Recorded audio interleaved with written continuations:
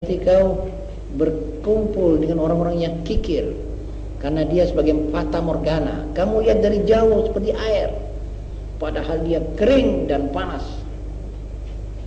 Wa iyyakum sahabatal kadzdzab fa innahu yub'idu 'anka al-qarib wa yuqarribu 'anka al-ba'id.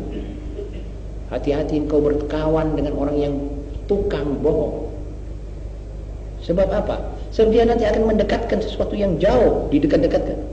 Wah, jangan khawatir, ini pasti saudara untung. Sudah tak, jangan khawatir, sudah bukaan sudah toko ini. Bismillah, nanti saudara banyak untungnya.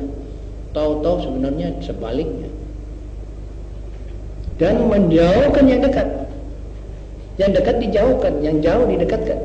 Begitu kata Sayyidina Ali. Ma'asyiral muslimin, inilah dua alinea yang saya turunkan dalam diktat ke-41. Mudah-mudahan kita semua mendapat rahmat Allah untuk mengindahkan isinya dan mengamalkan apa yang tertera di dalamnya, baik yang memberi maupun yang mendengar. Amin ya rabbal alamin. Saudara-saudara, barangkali masih ada acara yang maksud, yaitu acara tanya jawab. Silakan. Apakah makna yang tersirat dari ayat ini? A'udzubillahi minasyaitonir rajim. Walau taqawwa nasa faqul bima la qadatul ardi. Mohon penjelasan. Ayat ini, saudara penanya yang terhormat, menggambarkan bagi kita bahwa dunia ini adalah tempat perjuangan. Bahwa dunia ini tidak dibuka halamannya untuk hak dan kebenaran saja, tetapi kebatilan pun juga diberi kesempatan oleh Allah. Dan selama ada batil dan hak, selama ada iman dan kufur, selama ada yang kepingin mendekatkan diri kepada Allah, dan ada pula orang yang engkar kepada Allah, selama kedua-duanya itu masih ada, maka dunia ini adalah gelanggang atau panggung sandiwaranya manusia-manusia yang beramal, berjuang. Ada yang gigih berjuang untuk menegakkan kebatilannya, ada yang berjuang untuk menegakkan kebenarannya. Dua-dua ini berbuat struggle, pergolakan. Dan harus diketahui oleh si mukmin bahwa dalam struggle itu nanti kebenaran akan unggul apabila pengemban kebenaran akan terus berjuang, tidak patah semangatnya dan tidak putus asanya. Karena kalau tidak demikian, maka ini bumi akan hancur. Hancur apa? Hancur karena yang berbuat durjana dan akan memperjuangkan kebatilan itulah yang akan menang. Menang selalu. Sebab tidak ada pihak yang dirangsang oleh Allah dalam maksud tersirat dalam ayat ini. Kamu juga kaum muslimin harus berjuang. Jika tidak, fasadatul ardh. Jika kamu tidak berjuang, maka bumi ini akan rusak. Akan dilanda oleh komunis, oleh Zionis, oleh faham-faham Sartre dan golongan-golongan yang tidak benar akhlaknya dan imannya kepada Allah. Akan dilanda oleh kekejaman dan kebuasan orang yang kuat. Akan dilanda dan dibanjiri oleh kekejaman orang-orang yang kaya tanpa iman billah. Akan dirongrong oleh keserakahan orang yang rakus. Daripada itu, kamu juga harus berjuang. Nanti Allah akan menolak ini dengan ini. Nanti kamu dimenangkan. Jadi dalam mana Allah SWT sudah menentukan di dalam dunia perjuangan harus ada menang, ada kalah. Kalau kamu ikut menang, berjuang, maka Allah nanti akan memenangkan kalian, wahai kaum muslimin. Sebab janji terakhir untuk kemenangan adalah di pihakmu, asal kamu mau berjuang. Kira-kira begitulah, agak sedikit panjang maksud daripada ayat ini. Wa sadaqallahul azim. Mudah-mudahan dalam perjuangan ini umat Islam tidak absen. Jangan ada yang absen. Sebab semua golongan sudah toto-toto berjuang. Toto-toto dalam menyebarkan segala-galanya. Barangkali kita juga insyaAllah ta'ala diberi oleh Allah keasyikan untuk berjuang seperti mana mereka juga berjuang. Di Jakarta ada koran ini hari memuat, belum apa-apa, di perkampungan umat Islam ada sebuah pelang, papan ditaruh di situ dan ditulis, di sini akan didirikan sekolah dasar, taman kanak-kanak dasar dan SMP. SMP, PD apa? Walhasil Kristen. Itu perjuangan mereka akan membangun sekolah di tengah-tengah perkampungan umat Islam. Dari 99% Muslim. Itu namanya perjuangan. Masalah itu batil, masalah dia. Tapi mereka berjuang. Tidak lama umat Islam memasang pelang. Sebab di dalam yang mereka buat tertulis, tidak lama lagi Anda akan melihat bangunnya sebuah sekolah TK, MP dan SMA di sini. Dijawab, kami tidak perlukan Anda punya sekolah. Kami kaum muslimin di sini. Pelang sebelah. Ini juga perjuangan. Dan saudara tunggu nanti siapa yang kuat. Ini perjuangan. Lah kalau dibiarkan tidak ada perjuangan, bangun itu sekolah. Kalau bangun itu sekolah, anak-anak saudara, anak-anaknya kaum muslimin pergi ke situ masuk. Dan disepuh menjadi satu sepuhan yang clear hitam, waliyadzubillah. Nah di sini dijawab sama kampung itu, masyarakat kampung menulis, kami tidak perlukan Anda punya ada kata-kata yang baik juga.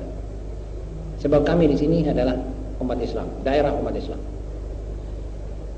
Lalu mereka pergi ke Gubernur Pak Karnolo supaya itu masalah ditangani. Ini namanya perjuangan. Sudah jelas, saudara? Mari, saudara. Ada pertanyaan? Apakah perbedaan alam relativisme dan qaidah usul yang begini al-hukmu yadullu ala anna dunia fa'ala? Saudara-saudara, betapapun juga pasti ada perbedaan. Perbedaan itu karena relativisme akan merelativir masalah-masalah moral dan akhlak. Dan tujuannya untuk menjatuhkan tesis moral ini. Misalnya, mencuri. Ini semua hukum internasional mengatakan pencurian itu ditabukan karena suatu yang salah. Tapi kaum relativisme yang ingin merelativir ini pas alat pencurian dikatakan, iya sampean tidak untung, tapi ada orang untung dengan pencurian. Sampai dia orang bilang kebenaran, kejujuran saudara tidak berasa. Saudara mau jujur, tapi ada orang kalau jujur rugi. Itu orang kenapa tidak kita kasih kesempatan untuk berbuat tidak jujur? Jadi semua dirubah. Itu namanya relativisme di bidang moral. Islam tidak membenarkan ini. Tapi hukum relativitas yang dibawa oleh Einstein di bidang ilmu pasti itu bisa diterima oleh Islam. Jadi masalahnya masalah jauh perbedaannya. Itu hendak merubah suatu sendi-sendi moral dan tunjangan yang menopang akhlak manusia. Malah mereka mengatakan bahwa manusia ini berasal daripada kera. Supaya nanti segala keanehan yang dilakukan oleh akhlak manusia dikatakan iya memang. Kenapa kita heran? Memang turunan mereka ini kera. Kera adalah binatang yang paling masyhur berbuat zina misalnya. Biarlah umat manusia itu asal begitu. Itu namanya relativitas. Dan mengatakan zina buat saudara tabu. Lah buat perempuan yang tidak ada yang mengopeni, bagaimana dia mesti makan? Itu dibenarkan. Jadi tidak ada hukum yang pasti menurut kaum relatif. Tapi Islam mengatakan tidak, al halalu bayyin wal haramu bayyin. Adapun masalah ini masalah tujuan saja. Jadi hampir sama dan perbedaan kecil dengan al-umur bimaqasidiyah. Jadi kalau orang misalnya membuat meja, itu tidak apa-apa. Maksudnya mau dijual meja ini untuk mencari nafkah, tidak menjadi soal. Tetapi kalau ada orang mengatakan saya akan membuat meja buat permainan judi, sudah lain hukumnya. Ini bukan relatif, bukan merelatifir membuat meja, tetapi menjelaskan tujuan dan sasaran membuat meja ini. Kalau sudah jelas sasarannya untuk dipakai buat judi atau meja buat bar, itu haram. Jadi lain lagi masalahnya. Membangun satu rumah yang indah, bagus, mubah, tidak ada orang ulama mengharamkan. Tetapi kalau sudah dikatakan ini rumah untuk perhotelan, untuk pariwisata, lain lagi hukum. Dan begitu seterusnya. Ini yang dikatakan al-hukum yaitu rumah al-illat. Apa illat itu? Seperti sekarang memabukkan, itu illat. Karena itu khamar diharamkan. Lantas dikias dengan itu juga candu, juga segala-gala yang menghilangkan akal orang itu juga diharamkan. Jadi agak berbeda dan secara jelas menyolok perbedaan antara relativisme di bidang moral dan hukum yaduru haitsu tadurul illah menurut kaidah ilmu usul sebagaimana yang saudara terangkan di sini. Saudara-saudara, barangkali dengan demikian maka selesailah.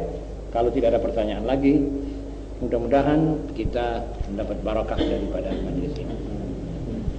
Ya Rabbana tarafna bi annana tarafna wa annana asrafna wa ashrafna fatub alaina tawba taghfir li kulli hawba wastur lana al-awrati wa amin ar-rawati waghfir li walidina rabbi wa mawludina والأهل والإخوان سائر الخلان وكل ذي محبة أو جيرة أو صحبة والمسلمين أجمع آمين ربي أسمع فضلا وجودا منا لا باكتساب منا بالمصطفى الرسول نقضى بكل سور صلى وسلم ربي عليه عد الحب وآله وصحبه لك طش الصحب والحمد لله بالبدء والتناهي والحمد لله بالبدء والتناهي سبحان ربك رب العزة عما يصفون وسلام